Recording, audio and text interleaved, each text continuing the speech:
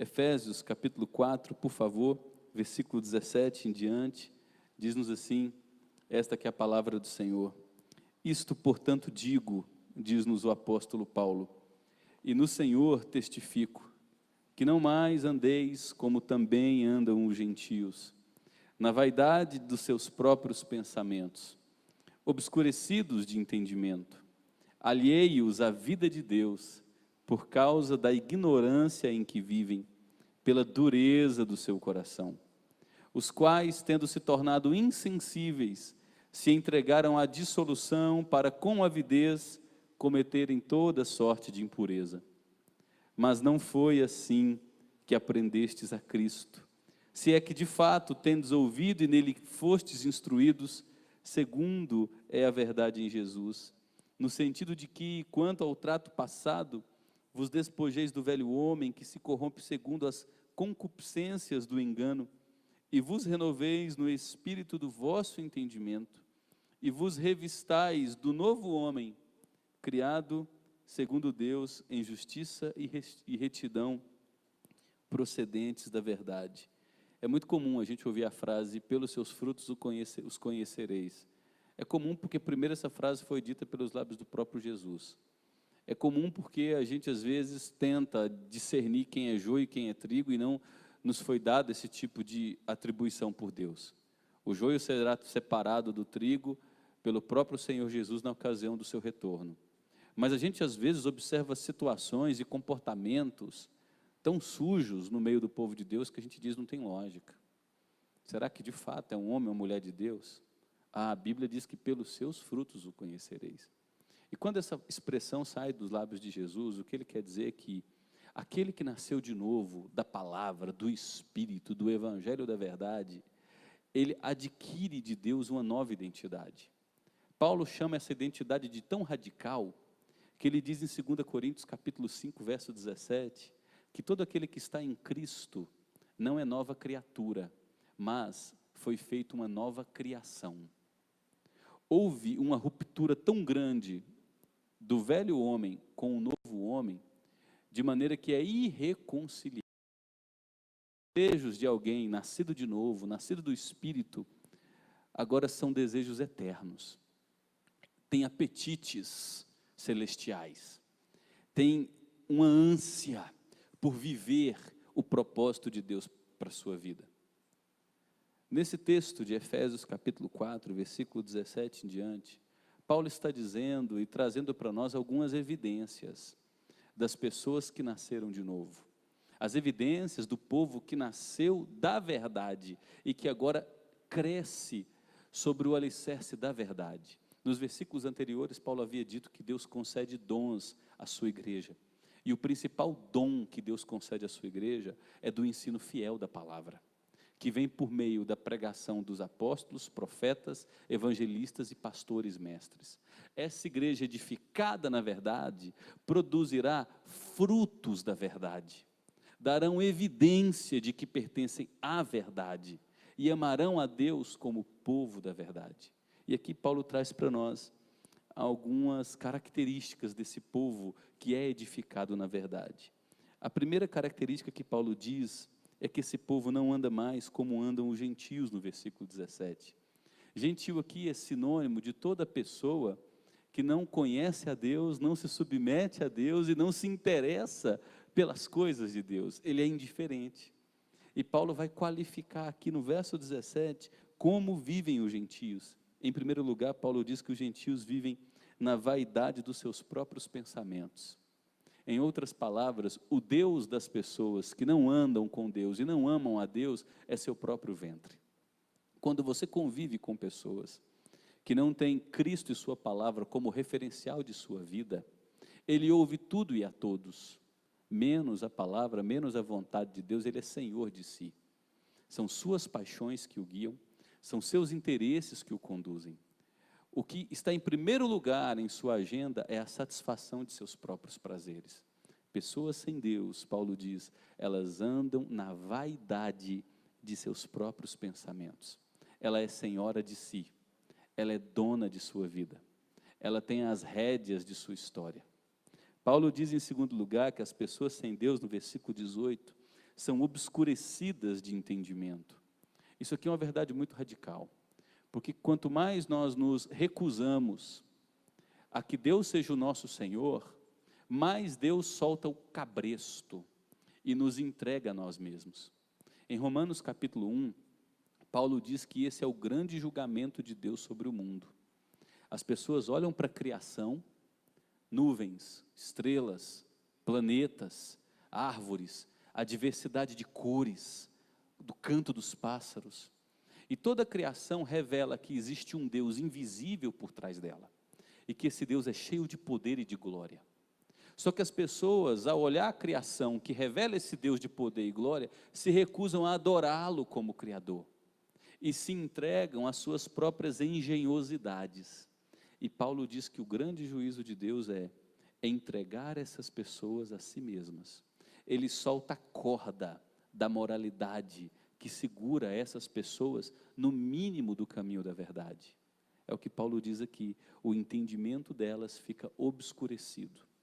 Quanto mais elas permanecem em rebelião contra Deus, quanto mais elas conduzem as suas vidas como senhoras de si mesmas, mais Deus lhes solta o cabresto dizendo, vá, dê vazão às suas maiores tolices. E o resultado disso é, o entendimento se torna obtuso, o jeito de pensar se torna tolo, suas paixões se tornam desvairadas, enlouquecidas. A outra característica do homem sem Deus, Paulo diz, ele é alheio à vida de Deus, ele é indiferente. Você pode falar sobre condenação, você pode falar sobre juízo, você pode falar sobre qualquer coisa, ele é indiferente. Se você já passou pela difícil experiência de conversar com um jovem, um homem em idade adulta, entregue a qualquer tipo de vício que tem destruído a si e a sua família, e se você usa o argumento, cara, essa não é a vontade de Deus para a sua vida, você não está vendo que você está destruindo sua família, você não está vendo que você está despedaçando o coração dos seus filhos, essa pessoa olha para você, com aquele olhar assim, meio que de paisagem, e vai dizer, e daí? Ele não se importa mais com o sofrimento que ele causa aos outros, ele não se importa mais com o sofrimento que ele causa à esposa, ou à mulher ao marido, e ele não se importa mais se há juízo de Deus sobre a sua vida. Quanto mais Deus entrega esse homem a si mesmo, mais o seu coração se torna endurecido, e menos ainda ele é inclinado a ouvir qualquer tipo de repreensão a respeito de Deus, e menos ainda ele considera qual é a vontade de Deus para a sua vida. Alguém usou uma ilustração que eu achei fantástica, dizendo que o homem, e aí ele usou a metáfora da embriaguez, o homem entregue a muito vinho, o homem que faz uso da bebida até se embriagar, ele bebe 4 tipos de sangue, o sangue do pavão, do leão, do macaco e do porco.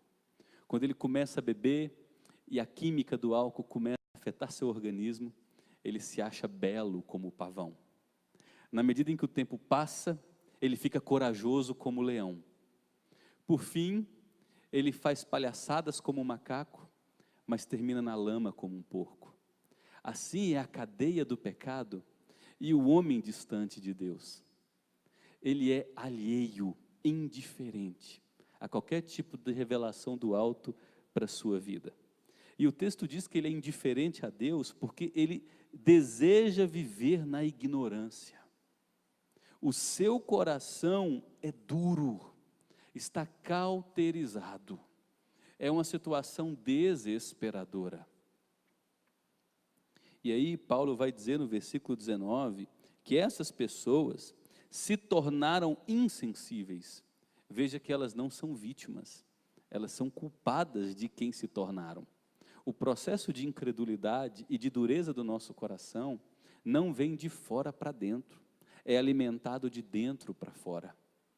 Quanto mais nós bebemos doses cavalares dessa cultura anti-Deus que nos cerca, quanto mais nós entregamos o nosso coração a mamon, à ansiedade dessa vida, aos vários tipos de idolatria, quanto mais nós nos afastamos da vida de comunhão com a palavra, a vida de submissão à vontade de Deus, Quanto mais nós apartamos os nossos caminhos da verdade, mais nós somos responsáveis pelo nosso próprio endurecimento, alienação e distanciamento de Deus. E quanto mais nós nos distanciamos, mais Deus libera corda. Você quer ir, cão indomável, animal selvagem? Então eu vou soltar a coleira e vai. E quanto mais nós vamos, mais duros ficamos. E pior é o nosso estado. É por isso que Jesus diz que o homem que inicialmente se consagra a Deus, mas não permanece nesse caminho, é semelhante à ilustração do espírito imundo que sai de seu coração, vagueia pelos desertos, sente saudade da casa anterior, mas quando ele chega, se aquela casa não estiver ocupada, ele traz consigo 7 piores espíritos que ele, e o estado daquele homem é muito pior que o estado original. E a ilustração que Jesus usa é o cão voltando ao vômito, o cão que joga fora a comida e se alimenta daquela comida que jogou fora. Aquela ilustração feia, agressiva. Assim é o homem que está distante de Deus, alheio à vida com Deus, é como o porco voltando ao seu próprio vômito. Ele é completamente responsável pelo seu endurecimento, porque ele tem trilhado um caminho que tem levado ele a se tornar insensível. Olha o que Paulo diz ainda no versículo 19, são homens e mulheres que se entregaram à dissolução, e dissolução aqui é uma vida de absoluta entrega às suas próprias paixões. Eu não coloco freio aos meus desejos, ainda que os meus desejos sejam os mais apodrecidos possíveis, eu não ponho cabresto neles, eu alimento, eu dou ao meu corpo e à minha alma tudo o que ela deseja. E Paulo diz que alimenta esses desejos com avidez, com intensidade, com força. E ao alimentar nesses desejos, o homem sem Deus comete toda sorte de impureza. E a palavra impureza aqui é muito mais que pecado sexual. Envolve todo tipo de pecado de natureza moral. O homem sem Deus, endurecido em seus caminhos, que se entrega às suas próprias paixões, ao seu jeito de pensar, que tem o seu ventre como senhor de suas vidas, ele vai viver sem limites para satisfazer os seus apetites mais sujos. E olha o que Paulo diz para mim e para você: não foi assim que vocês aprenderam de Cristo. E agora, do versículo 21 em diante, Paulo vai estabelecer o contraponto. Ele vai olhar para a igreja que é edificada na verdade e vai dizer a característica da minha vida e da sua vida. Nós que somos o povo de Deus. Primeiro ele começa com um argumento no versículo 21, com essa conjunção condicional. Se é que, de fato, o tendes ouvido e nele fostes instruídos. Por que Paulo dá esse choque em mim e você? Porque Paulo quer levar a mim e a você a refletirmos se de fato nós estamos construindo nossa vida sobre a verdade. Porque nós podemos praticar religião, nós podemos ser bons ritualistas e não ter nossa vida vivida na verdade. Eu me lembro, quando morava em Séries, um pastor de uma igreja vizinha compartilhou comigo: Renato, eu tenho um problema tão grande com uma membro de minha igreja, porque o marido dela deixa na porta da igreja em todos os encontros há mais de 15 anos, e a igreja ora pela conversão desse cara, e ele é um homem simpático, ele é um homem doce, ele é amável, eu me tornei amigo dele. E esses dias eu entrei na casa para tomar um café com ele, a esposa não estava, e perguntei: fulano, há tantos anos você deixa a sua esposa, você é um cara aberto, a gente chega aqui na tua casa, você deixa a gente pregar o evangelho, a gente faz culto aqui, por que até hoje você não frequenta a nossa igreja? Pastor, porque o senhor não sabe a mulher que eu tenho em casa. Aquela crente que o senhor vê lá na igreja, não é a mulher que eu tenho em casa.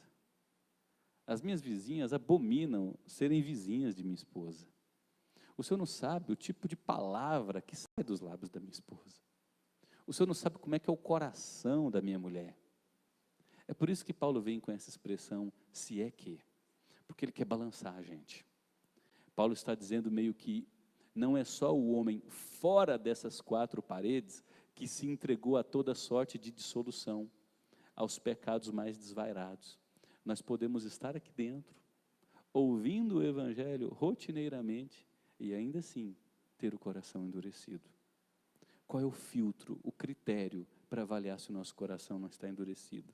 Paulo vai dizer no versículo 22, no sentido de que, quanto ao trato passado, vos despojeis do velho homem, que se corrompe segundo as concupiscências, significa desejos podres do engano, e vos renoveis no espírito do vosso entendimento.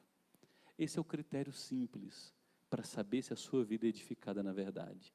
Você retirou, isso significa despojar a velha roupa de quem você era, com as mentiras, as gritarias, as ofensas, as calúnias, as iras, o ódio, a vingança, a avareza, o rancor, a maldade, e você se vestiu de uma nova roupa, que é a roupa de Jesus Cristo. Olha o que Paulo vai dizer: e vos revistais do novo homem, criado segundo Deus em justiça e retidão procedentes da verdade. Esse novo homem, que é Cristo e sua obra, especialmente a partir da ressurreição, está disponível a todo o povo de Deus. Todos aqueles que nasceram de fato do Espírito da verdade e são edificados na palavra, eles dão esse fruto de justiça. Eles apresentam as virtudes de Jesus em sua vida. E Paulo resume aqui em justiça e retidão. O homem que nasceu de novo, ele vive uma vida justa. Viver uma vida justa é: eu quero viver honestamente, falando a verdade, cumprindo os meus compromissos. O meu sim é sim, o meu não é não. Eu quero viver fazendo bem a outras pessoas, isso é ser justo. Eu quero conhecer aquele que me criou, porque eu nasci de novo através de sua obra de graça e de milagre. Eu quero obedecer sua palavra, isso é justo. Justiça e retidão. Retidão é: eu não quero me desviar nem para a direita e nem para a esquerda. Eu entendo que a vida cristã não é uma corrida de 100 metros rasos, é uma maratona. Então eu quero permanecer nessa jornada, lutando para viver essa vida justa, diante de Deus, na presença dos homens, e reta. Uma vida irrepreensível. Porque essa é a marca do homem e da mulher que nasceram de novo. Aí você diz: ok, pastor, tem muito ímpio, muito gentio, muito incrédulo. Fora dessa confissão de fé cristã, que vive uma vida irrepreensível, é honesto, não é um cara mentiroso, paga seus impostos em dia, é um cidadão exemplar, abomina a corrupção que entrou em praticamente todas as esferas públicas do nosso país. E aí, pastor? Mas a justiça e retidão no homem nascido de novo é diferente do homem incrédulo. Do homem incrédulo, a justiça e retidão vão convergir para ele receber aplausos dos homens. Daquele que nasceu de novo, a sua justiça e retidão vão convergir para a glória de Deus. Quando você conhece um homem ou uma mulher que vive em justiça e retidão, exala dos poros dele o perfume de Jesus Cristo. Ele é encantado por Jesus Cristo. E tudo que ele faz, quer comais ou bebais, ele faz para a glória de Deus.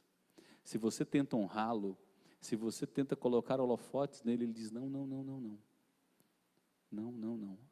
É ao meu Cristo. É ao meu Salvador. Eu só vivo como vivo, porque Ele me colocou na verdade. Ele me deu um novo significado. Ele mudou minha natureza. Me fez nascer de novo. Eu não sou o que sou porque eu consigo ser desse jeito. Eu só sou o que sou porque Cristo me fez ser assim. E é obra toda dele, não minha. É por isso que Paulo termina o versículo 24 dizendo que o homem nascido de novo, a mulher nascida de novo, vive em justiça e retidão que procedem da verdade. São homens e mulheres que todos os dias retiram aquela velha roupa, e é todo dia. e vestem a roupa da nova natureza. Identificam-se com Jesus Cristo. Essa é a marca de um homem e de uma mulher de Deus. Reconhece quem é, não admite permanecer como era, corre para os méritos de Jesus, se veste desses méritos todo dia e vive em retidão e justiça, porque agora a sua vida é construída sobre a verdade.